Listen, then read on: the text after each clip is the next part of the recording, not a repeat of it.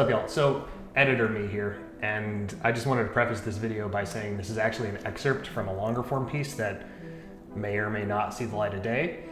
And I just wanted to put it out as kind of a standalone video. So if you're looking for a somewhat detailed look on how to go about retaping tubular tires with specifically gluing tape, this hopefully will give you a little bit on that subject. And if I missed anything or you have any questions, feel free to leave a comment and whatnot. I'll be happy to help out.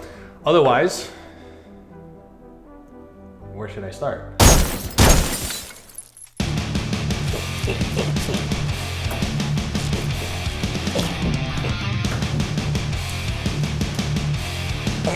Now, I told myself I didn't really mind the extra work that goes into using tubular wheels and tires, but that sentiment always only exists before and after I'm done working on them. In the middle, there's always regret.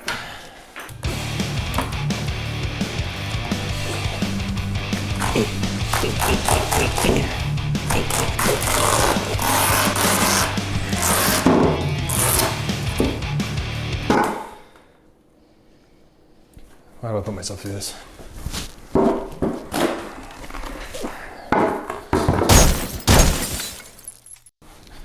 Now, when it comes to tubulars, I'm a really big fan of the gluing tape.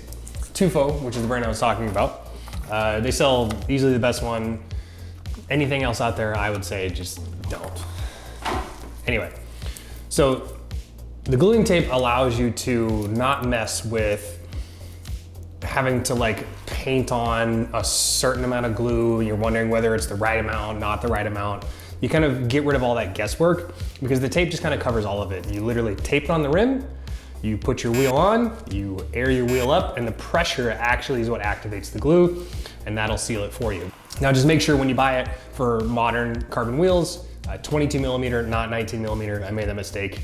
We haven't ridden 19 millimeters in the cycling industry for a while. So what we do here is we find the valve stem. Boom, valve stem hole. So all I'm gonna do is I'm gonna start my glue tape on the near side, right? So this side of the next hole in the rim here. So I wanna start my tape here. I'm gonna give myself about an inch here because the glue is gonna expand a little bit when it activates and presses down. So I wanna start my glue tape right here.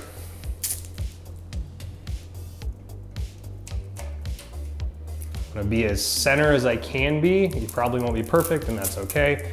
And then all we do is squeeze it tight, and then you can push down into the center of the rim, trying to be as center as you can as you go.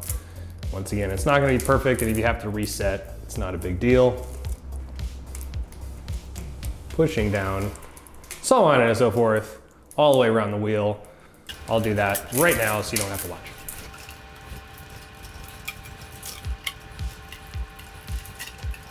And then as we get to the end of the tape here, there is a little extra in here, obviously, so it doesn't stick to the cardboard. All I gotta do is pull that up, get it out of the way, keep on going. Last little bit. And you wanna stop at the same interval as where you started. So what I mean by that is, once I'm back to the valve stem, I want just to cover this hole here, just past that, and then from there we can cut.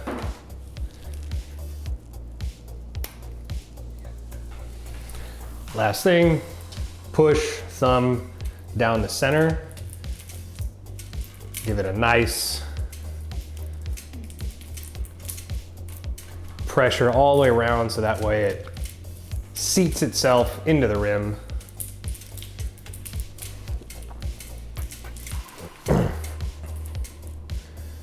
And then once you're here, we're almost done. So the next part's kind of key here. What we want to do is we want to pull back just a little bit of this tape cover. And then from here, what I want to do is pull it over the side and E-tape that down, or whatever tape you have, because we're going to need that in a second. And make sure you do it on both sides. Now I am actually re-gluing the tire that you saw me I am actually regluing the tire that you saw me take off this disc wheel, basically because this still has some life left in it, and I have a new tire for that for the upcoming season, which you can do. I would suggest probably only regluing a tubular tire once. Anything beyond that, you're probably gonna pull a little bit too much material off the cloth here, and it's not gonna seat very well any times after that.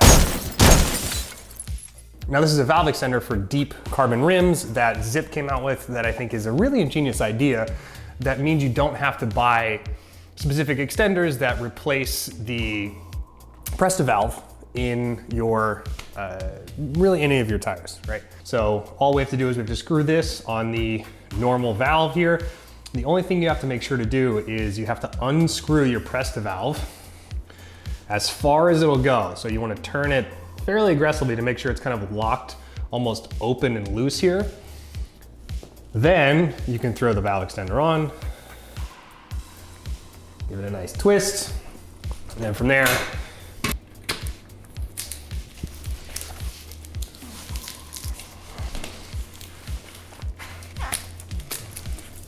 once the tire's on, just want to make sure it's as center as you can get it, so it's not twisted.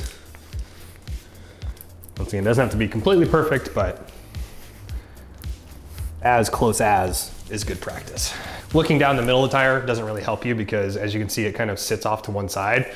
So just kind of take a look at, you can see where the cloth meets the rubber here, and you want an equal amount of cloth on this side, as you see on this side, and that should be about even. Then we just gotta air the tire up, but only to about 50 or 60 PSI.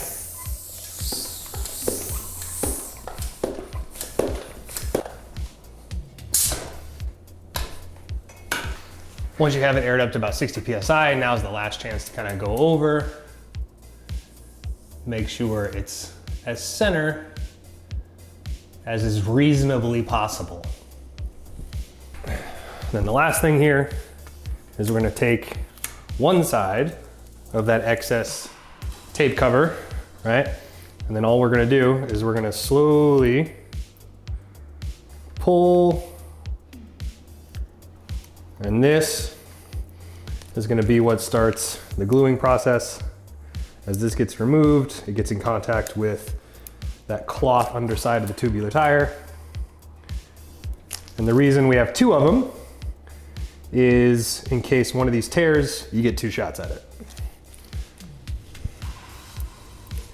And once we have gotten that out, I've successfully re-glued tubular tire.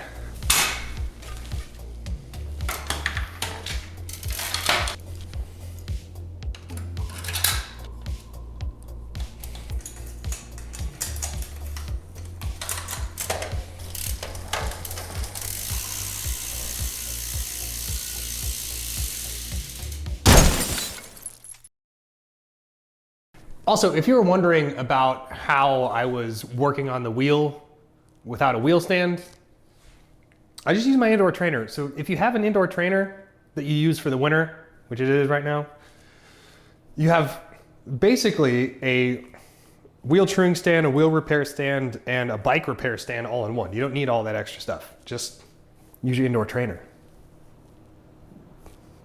Pro tip from a very average rider and mechanic?